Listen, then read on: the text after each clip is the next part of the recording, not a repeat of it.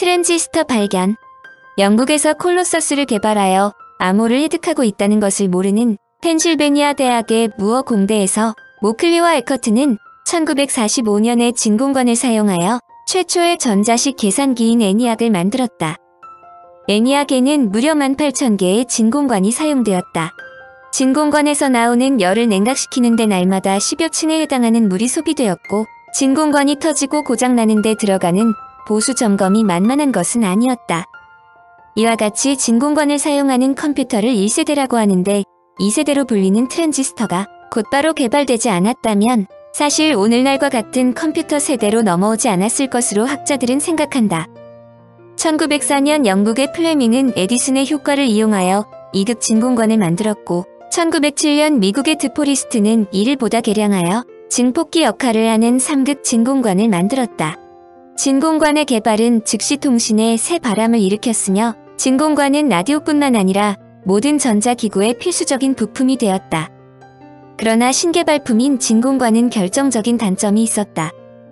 진공관은 일정한 성능을 내기 위해서 최소한의 부피와 크기를 가져야 했다. 진공관은 그 안을 진공으로 유지하거나 희박한 공기에 전류가 흐를 수 있도록 많은 부속물을 포함하고 있어야 했기 때문이다. 게다가 만약 관이 깨지거나 누전되는 것이 있으면 교체해 주어야 했다. 초기에 라디오나 TV 수상기는 진공관을 손쉽게 교체하도록 설계하는 것이 가장 중요한 디자인 요건 중의 하나였다. 뿐만 아니라 진공관은 높은 전류가 소비되며 필라멘트가 가열될 때까지 기다려야 하는 등 여러 가지 개선해야 할 부분이 많았다. ENIAC은 진공관의 단점을 단적으로 알려준다. 그 당시 18,000개의 진공관을 사용한 컴퓨터를 켜면 진공관들이 많은 열을 내면서 펜실바니아주 동부 전역에 불빛이 가물가물해졌다고 한다. 물론 진공관 중 몇 개만 고장나도 컴퓨터 전체의 작동이 중지되었고, 하루 24시간 내내 작동시킬 때에는 매달 약 2,000개의 진공관을 교체해 주어야 했다. 마지막으로 컴퓨터의 작동을 제어하는 프로그램을 바꾸기 위해서 기술자들이 몇 시간 동안이나 전선들을 기계 앞쪽에 꽂으면서 분주하게 일해야 했다. 진공관을 사용하는 한 이런 단점들을 개선할 수 없었다. 즉 진공관이 아닌 다른 방식의 획기적인 전환이 필요했던 것이다. 원리 자체를 바꾼다는 것은 모래사장에서 바늘을 찾는 것과 같은 것이다. 그러나 인류사를 보면 우연에 의한 발견이 획기적인 발명으로 이루어지는 경우가 종종 있다. 제2차 세계대전이 끝난 후 각국은 전쟁 중에 엄청난 위력을 보인 레이더의 성능을 개선하기 위한 연구를 진행하고 있었다. 이것을 위해서는 극히 짧은 파장의 전파를 검출하는 장치가 필요했는데, 진공관은 고주파에서는 작동하지 않는 문제점이 있었다. 레이더의 성능을 개선하기 위한 연구를 하고 있던 미국의 벨 연구소에서는 반도체에 관심을 갖기 시작했다. 이유를 알 수는 없었지만 규소나 게르마늄 같은 반도체는 상당히 제한적으로 전류를 흐르게 한다는 것을 발견했다. 게다가 규소나 게르마늄에 불순물을 첨가하면 전도성이 증대한다. 물론 단지 불순물이 들어있다고 해서 반도체 역할을 하는 것이 아니다. 어느 금속이나 불순물의 양이 전기 전도성에 영향을 미치지만 불순물이 많을수록 전도성이 나빠지는 것이 대부분이다. 다만 어떤 정해진 범위 내에 불순물이 특정 금속에 들어있을 때에 한하여 전도성이 증대하는 것이다. 전도성은 불순물 원자의 수에 따라서 변할 뿐만 아니라 그 종류에 따라 몇십만 배, 몇백만 배로 변하기도 한다. 전도성은 불순물 원자의 수에 따라서 변할 뿐만 아니라 그 종류에 따라 몇십만 배, 몇백만 배로 변하기도 한다. NP형 반도체 탄생. 벨 연구소에서 반도체 연구를 주도하던 바딘과 브레트는 전화물 속에 게르마늄 다이오드를 침전시키고 직류를 연결시켰을 때 표면 부근에서 전류가 흐르고 있다는 것을 발견했다. 왜 그런 현상이 나타나는지는 알 수 없었지만 이러한 현상은 금속 접촉에 의해서 생기는데 특히 불순물이 첨가되었을 때 나타났다. 게르마늄 원자는 최외곽 껍질에 4개의 전자를 가지고 있다. 순수한 게르마늄 결정의 경우에는 4개의 전자가 이웃한 게르마늄 원자의 전자와 쌍을 이루어 모든 전자가 안정된 결합을 보인다. 그런데 이런 게르마늄 결정에 불순물을 첨가하면 어떻게 될까? 비소 원자의 경우는 최외곽 껍질에 5개의 전자를 가지고 있다. 비소 원자를 게르마늄 결정에 섞으면 비소 원자의 최외곽 전자 5개 중 4개는 이웃한 게르마늄 원자의 최외곽 전자 4개와 쌍을 이룬다. 따라서 한 개의 쌍을 이루지 못한 전자가 나타나고 이 전자는 게르마늄 비소 혼합물에 전압을 걸 경우 양극 쪽으로 움직인다. 한편 게르마늄의 비소 대신 약간의 붕소를 첨가하면 아주 특이한 현상이 나타난다. 붕소 원자의 경우 최외각 원자가 3개인데 이 3개의 전자는 게르마늄 원자의 최외각 전자 중 3개와 쌍을 이룬다. 그렇다면 게르마늄의 쌍을 이루지 못한 나머지 1개의 전자는 어떻게 될까? 많은 사람이 이 전자가 게르마늄 비소 혼합물의 경우처럼 움직일 것이라고 생각할 것이다. 그러나 그렇지 않다. 놀랍게도 이 전자는 전공과 쌍을 이룬다. 게르마늄에 붕소를 섞을 경우 순수한 게르마늄 결정이 전자가 발견되는 자리에 가 진공처럼 행동하게 되는데 이것을 전공이라고 한다.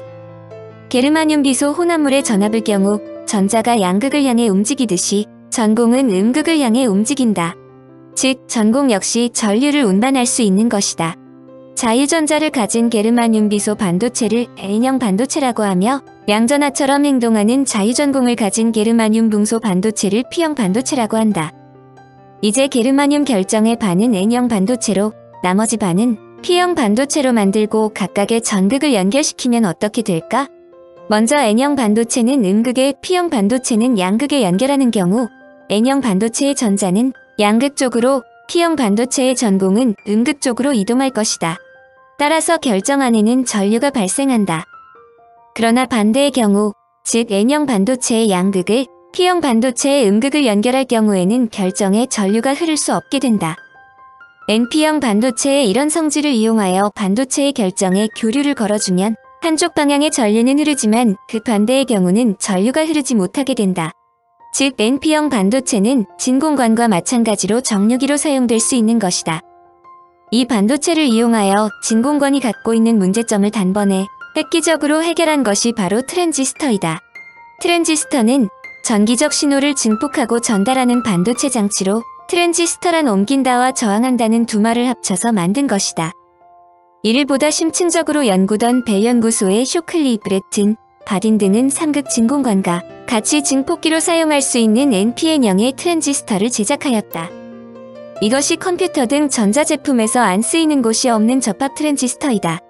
이 트랜지스터의 발명으로 바딘, 쇼클리, 브레튼은 1956년에 노벨 물리학상을 함께 수상했다. 그들의 노벨상 수상 업적은 점접합형 트랜지스터 발명과 개량으로 라디오, 전화 발달의 공헌이었다. 반도체 물질로는 실리콘과 게르마늄이 많이 쓰인다. 납이나 아연에 포함되어 있는 게르마늄은 불순물을 정제하기는 쉬워도 열에 약하여 65에서 70도 이상이 되면 반도체의 특성이 아주 나빠져 높은 온도에서는 사용할 수가 없다.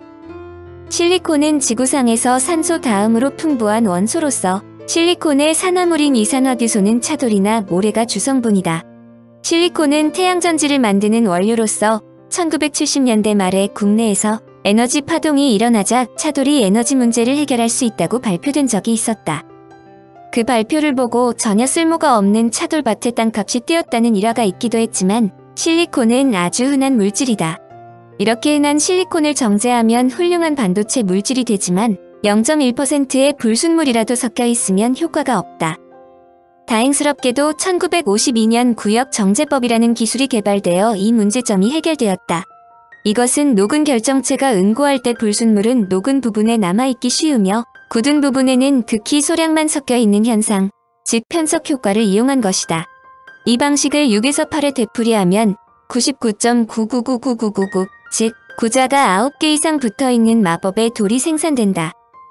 현재는 9가 10이 붙어있는 제품도 생산된다. 트랜지스터는 진공관이 갖고 있는 모든 문제점을 한 번에 해결했다. 트랜지스터는 진공 상태가 필요 없기 때문에 진공관에 비해 크기가 크게 줄었으며 깨지거나 누전이 생기지 않는다. 또한 상온에서 작동함으로 적은 양의 전류로도 사용이 가능하고 준비기간이 필요하지 않았다. 100만 분의 1와트라는 극소한 전력에도 작동하는 외에 수명이 거의 반영구적이며 또 진동에 강하고 작용이 신속하다는 장점이 있다. 반도체에 대한 연구는 계속 진전되었다. 클리치는 1980년 반도체의 전기적인 특성이 재료의 결정 구조나 재료의 구성 성분과는 전혀 관계가 없는 어떤 식으로 결정된다는 것을 발견했다. 이것은 당시까지 정설이었던 반도체의 전기적인 특성은 그 반도체의 결정 구조에 의한다는 생각에 반대되는 것이었다. 이것을 양장홀 효과라고 하는데 그의 발견은 반도체를 제어하는 데 결정적인 기여를 했다. 그의 연구에 의해 극저온과 강한 자기장 내에서는 어떤 재료에서 얼마나 되는 길이와 두께의 도선을 만들어야 정확히 이로매가 저항이 되느냐를 결정해야 할 필요가 없어진 것이다. 그는 이 연구로 1985년 노벨 물리학상을 받았다. 1948년 쇼클리 등에 의해 트랜지스터가 발명된 후 트랜지스터의 개발은 눈부신 것이었다. 처음에는 반도체를 이용한 트랜지스터가 저주파에만 사용되었으나 1950년대 후반부터 라디오파에도 사용되어 트랜지스터 라디오가 만들어지고 소위 트랜지스터 시대를 출현시켰다. 한편 1958년에는 몇 개의 트랜지스터를 조합한 반도체 칩으로 이루어진 IC가 발명되면서부터 컴퓨터의 성능은 기하급수적으로 발전한다. 1965년 집적회로의 발명자이자 반도체 회사인 인텔의 고든 무어는 실리콘칩에 집적되는 전자소자의 수량이 해마다 2배씩 증가할 것이라고 예측했다. 추후 무어는 1년이 아니라 2년마다 2배가 될 것이라고 수정했지만 그의 예상은 적중하여 1965년의 칩에는 트랜지스터가 겨우 64개 들어있었으나 1999년 제품에는 2800만 개가 집적됐을 정도이다. 여하튼 1960대에 들어서는 각 회사마다 IC, LST, VLST, ULST를 거쳐 바이오칩 등 좀 더 많은 집적도를 향상시키기 위한 경쟁이 치열하게 전개되어 더욱 작고 강력한 반도체 기술을 탄생시키는 계기가 되었다.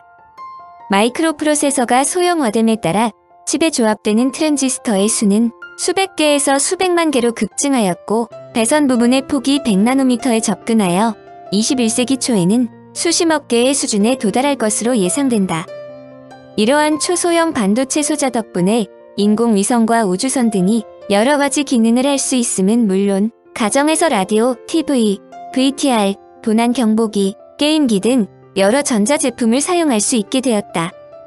또한 인터넷을 통하여 이들 전자제품을 원격 조정하는 일도 가능하여 집으로 들어가는 도중에 필요한 방송을 비디오로 녹화 예약하거나 전자레인지에 스위치를 넣는 일도 가능하게 되었다.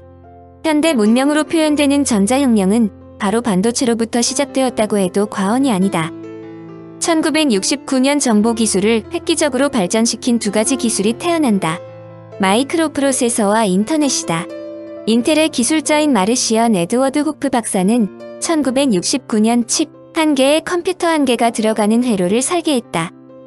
최초의 마이크로 프로세서가 도면 위에 탄생한 것이다. 1971년 인텔은 4비트인 4000사를 생산했는데 4000사의 크기는 성냥감만 했지만 무게는 30톤에 이르는 애니악과 성능이 비슷했다.